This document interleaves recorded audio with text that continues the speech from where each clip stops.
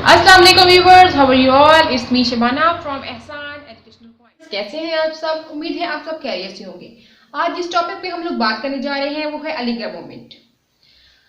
Aligarh movement को understand करने के लिए हमें सबसे पहले सर सैयद अहमद खान को अंडरस्टैंड करना पड़ेगा। सर सैयद अहमद खान अक्टूबर 1817 को पैदा हुए।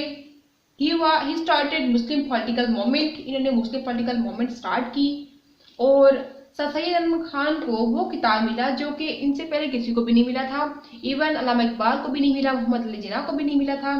Father of Muslim nationalism in India, ये खिताब उनको दिया गया था। He was a powerful and committed person. वो एक पावरफुल और कमिटेड पर्सन थे। He was not a separatist. ये वो सेंटेंस है जिसकी बुनियाद पर हम इनकी लाइफ को टू कैटेगरीज में डिवाइड करेंगे। टू कैटेगरीज में डिवाइड इसलिए किया जाएगा क्योंकि life till 1867 it is not important for the Muslim. ये मुसलमानों के लिए इतनी ज़्यादा इम्पॉर्टेंट नहीं है क्योंकि वो समझते थे कि मुसलमान और हिंदू जो है वो एक कौम है। तो इसलिए वो समझते थे कि मुसलमानों को भी वही हकूक दिए जाएंगे जो कि हिंदुओं को दिए जाएंगे। लेकिन लाइफ टिल 1867 तक ये यही समझे थे। लेकिन बाद में इनको पता चला कि लाइफ आफ्टर 1867 में हम ये बताएंगे आप लोगों के। उनको जब रियलाइज हुआ कि मुसलमान और हिंदू एक कौम नहीं है तो आगे इनकी जो जितने भी काम हैं वो मुसलमानों के लिए हुए। वो है लाइफ आफ्टर 1867।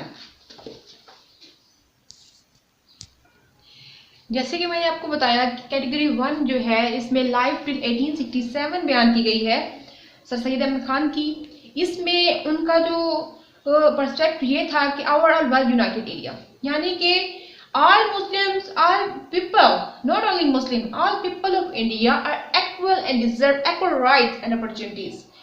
मीन उनका ये पर्सपेक्टिव था कि तमाम जो इंडिया के और मुसलमान हैं या हिंदू है, सिख है, चाहे जिस भी कौम से हैं, वो इक्वल राइट डिजर्व करते हैं और इक्वल अपॉर्चुनिटीज डिजर्व करते हैं।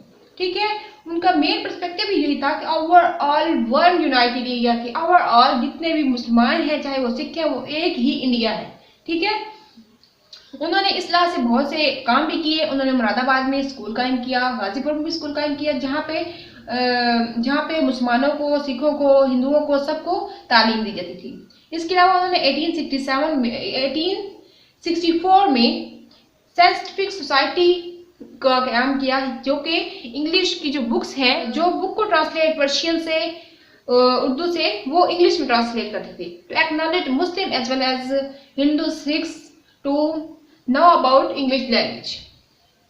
उसके अलावा जब पोस्ट वार 1857 में हुई, then he come to know that Muslim were responsible for anti British uprising. ये ब्रिटिश का जो है वो एक मेंटालिटी थी। वो ये समझते थे कि मुसलमान जो है वो रिस्पॉन्सिबल है ब्रिटिश एंटी ब्रिटिश जो है अपराइजिंग में। उसके अलावा Muslim were targeted Muslim in every aspects of life. मुसलमानों को जिंदगी के हर लम्हे में, हर दौर में उनको टारगेट किया जाता था। जब सर सैयद अहमद खान को ये रियलाइज हुआ कि मुसलमानों के साथ अच्छा सलूक नहीं हो रहा, तो तब उनकी लाइफ की जो दूसरी कैटेगरी है लाइफ आफ्टर 1867, ये मुसलमानों के लिए बहुत ज़्यादा अहम है। ये मैटर करती है मुसलमानों के लिए बहुत ज़्यादा। और हम जब इस लाइफ को बयान करेंगे तो फिर आप उसमें देखेंगे कि इस लाइफ में उन्होंने मुसलमानों के लिए बहुत सा काम किया है और आपको इसको देख के अंदाजा हो जाएगा कि उनकी लाइफ का ये हिस्सा मुसलमानों के लिए वक्फ कर दिया गया है। जी, तो जैसा कि मैंने आपको बताया कि कैटेगरी 2 में life after 1867 is very important for the Muslims. इसमें टू डेवलपमेंट्स हुई। जो फर्स्ट डेवलपमेंट है वो उर्दू हिंदी तनाज़ा, उर्दू हिंदी कंट्रोवर्सी। मुसलमानों को 1825 में उर्दू को ऑफिशियल लैंग्वेज का दर्जा दिया गया। लेकिन हिंदू डिमांड कर रहे थे कि वो हिंदी ज़बान है उसको ऑफिशियल लैंग्वेज बनाया जाए। इसलिए एक मूवमेंट स्टार्ट हुई जो कि यूपी में स्टार्ट हुई, जहाँ पर 13 to 14% मुस्लिम रहते थे। लेकिन हिंदू चाहते थे कि उर्दू को दीवानगी से हिंदी ज़बान में तब्दील किया जाए। अब फर्स्ट ऑफिशियल लैंग्वेज जो है वो इंग्लिश थी, लेकिन सेकंड जो है ऑफिशियल लैंग्वेज उर्दू को रखा गया।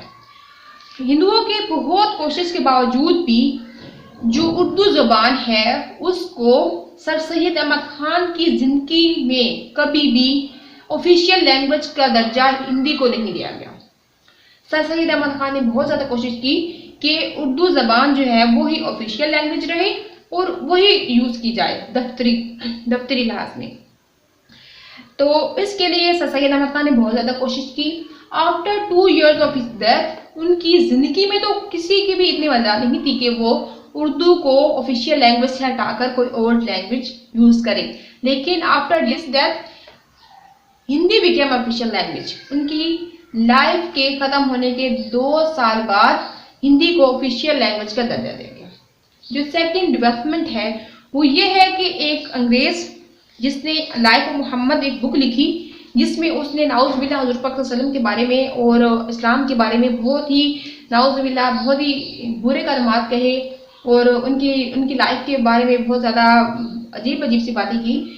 तो 1861 से लेकर 1867 तक कोई भी रिसर्च पेपर वर्क नहीं हुआ था। सर सैयद अहमद खान एक ऐसे पर्सन थे जिनको खुद इंग्लिश नहीं आती थी और इसलिए उन्होंने साइंटिफिक सोसाइटी का भी काम किया ताकि मुसलमान जो हैं वो और जो दूसरे भी लोग हैं वो इंग्लिश ज़बान को सीखें, उसके ऊपर अबूर हासिल करें। तो सर सैयद अहमद खान 1867 में ही वेंट टू लंदन, वो लंदन में गए और वो अपने एक बेटे को भी साथ ले गए ताकि वो इस बुक को जो है लाइफ ऑफ मोहम्मद जो कि अंग्रेज ने लिखी थी और वो इसका जवाब दे। इसके जवाब लिखने के लिए उन्होंने बहुत से उन्होंने अपने साथ बहुत से लोगों को मिलाया जो कि वो ट्रांसलेट करके वो अपनी ज़बान में लिखवाते और उसको ट्रांसलेट करके उस ज़बान से ट्रांसलेट करके वो इसको इंग्लिश में लिखते ताकि जो भी चीज़ें जो भी उस अंग्रेज़ ने जो भी हज़रत पाक सल्लल्लाहु अलैहि वसल्लम के बारे में या कुछ और जिस तरह की बातें की हैं वो उनका जवाब दे सकें ताकि उसका नॉलेज तमाम लोगों को हो जाए। तो जैसा कि मैंने बताया कि सर सैयद अहमद खान ने उस बुक लाइफ ऑफ मोहम्मद जिसमें उस अंग्रेज़ ने हज़रत पाक सल्लल्लाहु अलैहि वसल्लम के बारे में मुख्तलिफ बातें की और इस्लाम के बारे में बातें की, उसका जवाब देने के लिए सर सैयद अहमद खान ने खुद बातें अहमदिया एक बुक है जो कि हज़रत मोहम्मद वसल्लम के बारे में जो उसने बोला था उसके आर्गूमेंट्स दिए गए इसमें। ठीक है, ये बुक जो है वो खुद पढ़े लिखे नहीं थे और उनको इंग्लिश भी पढ़ना लिखना वो खुद पढ़े लिखे थे उनको इंग्लिश नहीं आती थी, तो इसलिए उन्होंने इस बुक को अपनी तकरीबन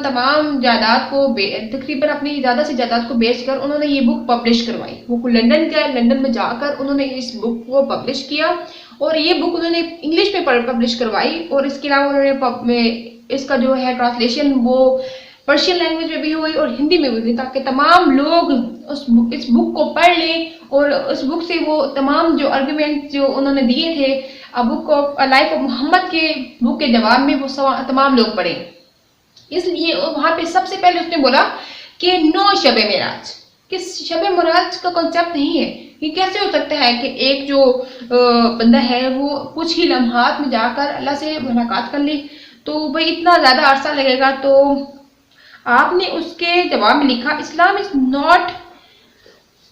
नॉट क्रिएटेड विद मेरिकल्स, इस्लाम जो है वो मेरिकल्स करिश्मों से कभी भी नहीं बना। ठीक है, वो कहता है कि अगर ये उन्होंने जवाब दिया कि अगर ये मेरिकल्स निकाल भी दिए जाएं तो फिर भी इस्लाम जो है एक कंप्लीट स्ट्रक्चर है।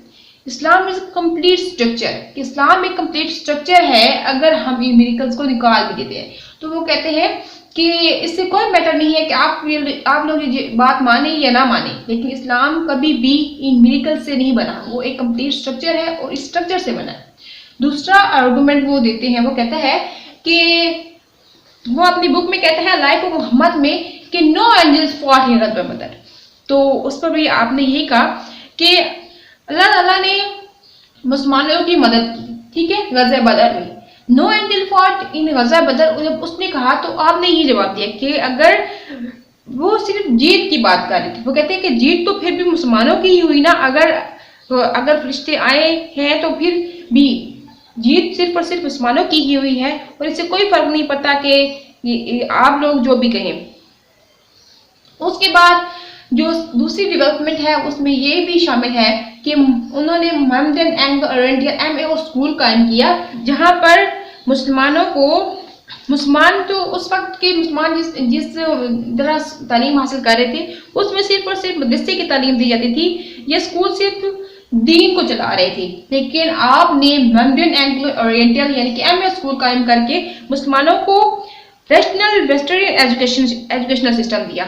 ये वो एजुकेशनल सिस्टम है जो आज भी चल रहा है। मुसलमानों को आज भी देख लें, पाकिस्तान में भी मुसलमानों को इस्लामियात और इस्लामियात के साथ साथ मुतालिया पाकिस्तान और इसके अलावा साइंस सब्जेक्ट भी पढ़ाए जाते हैं। इसकी बुनियाद भी सिर्फ और सिर्फ सर सैयद अहमद खान ने रखी थी।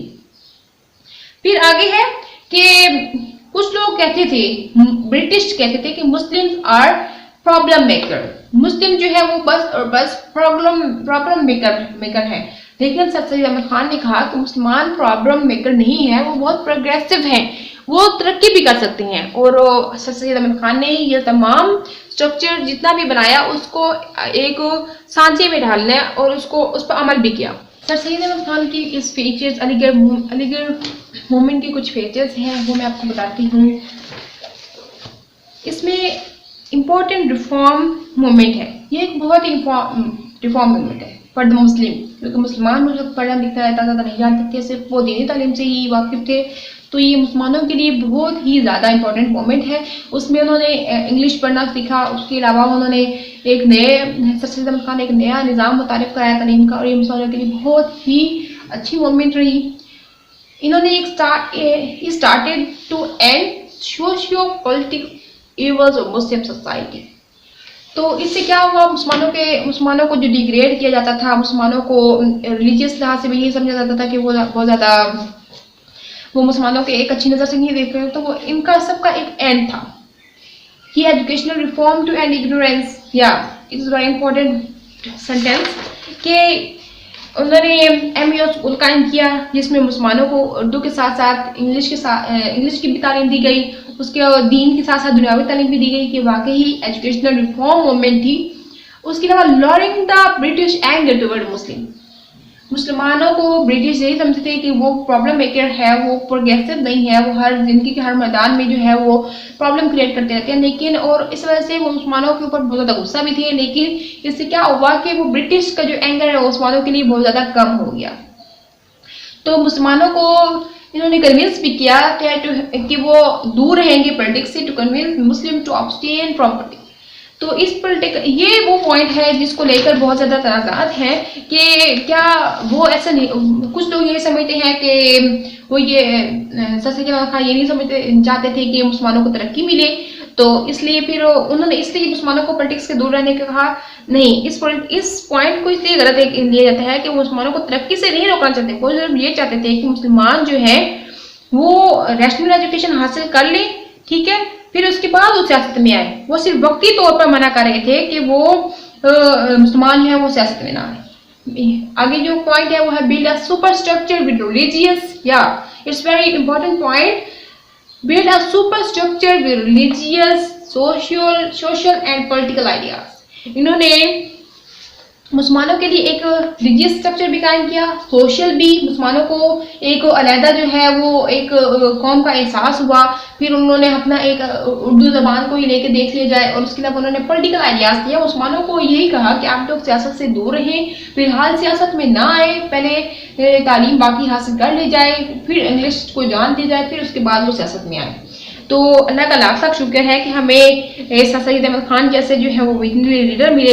अगर आपको वीडियो पसंद आई हो तो प्लीज़ लाइक कीजिएगा, शेयर कीजिएगा, और उसके अलावा कमेंट में आपको अगर मजीद अच्छे टॉपिक की ज़रूरत है तो आप कमेंट कर